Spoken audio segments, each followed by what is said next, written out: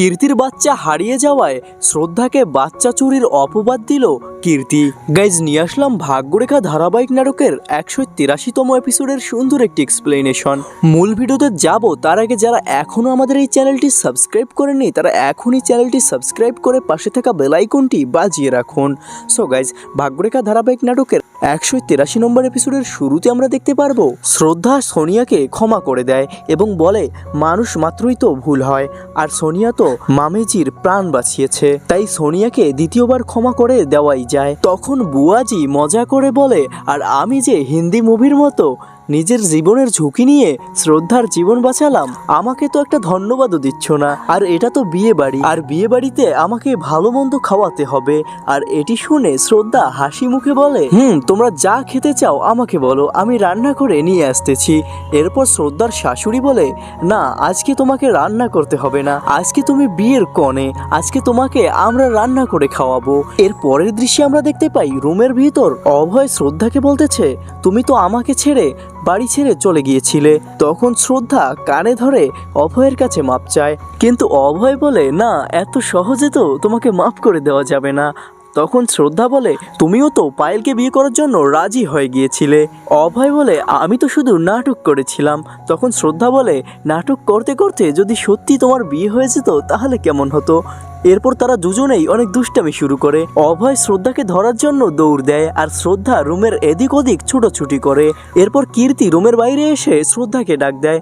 এরপর শ্রদ্ধা দরজা খুলে দিলে অভয় মজা করে বলে, দিদু কেয়ারা কান্না করছে, তুমি একটু কেয়ারাকে নিয়ে ঘুমাও না। অভয় আসলে কীর্তির প্রতিদিনের ডায়লগটা নিয়ে মজা করছে।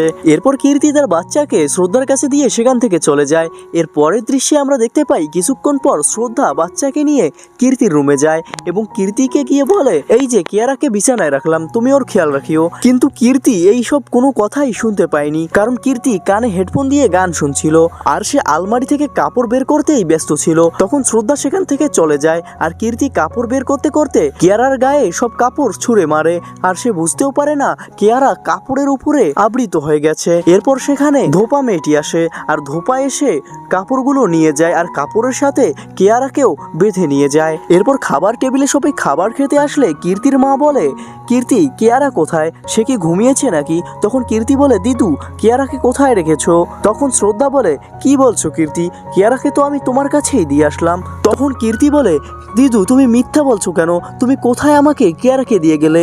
এরপর কীর্তি শ্রদ্ধার সাথে অনেক খারাপ ব্যবহার শুরু করে এবং বলে, তুমি আমার বাচ্চাকে কোথায় রেখে এসেছো? তুমি কোনোদিন মা হতে পারবে না, যার কারণে তুমি আমার বাচ্চার প্রতি হিংসে করো, আর যে কারণেই তুমি আমার বাচ্চাকে কোথাও রেখে এসেছো।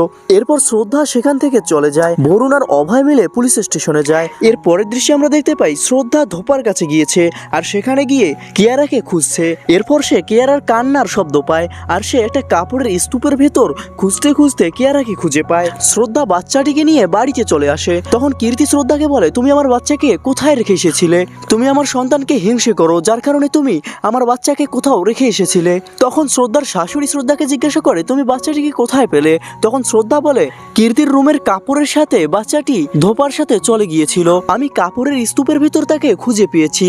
এটি শুনে বাড়ির সবাই অনেক অবাক হয়ে যায়। কীর্তি তখন শ্রদ্ধাকে অনেক কথা শোনায় এবং বলে, তুমি আর কখনোই আমার বাচ্চাকে ছুঁয়ে দেখবা না। কীর্তির মা তখন বলে, শ্রদ্ধা তোমার বোন, আর শ্রদ্ধা তোমাদের বাঁচানোর জন্য নিজের জীবন উৎসর্গ করে দিয়েছিল, আর সেই বোনকে তুমি এভাবে অপমান করছো। তখন কীর্তি তার মায়ের কোনো কথাকে পাত্তা না দিয়ে সেখান থেকে চলে যায়।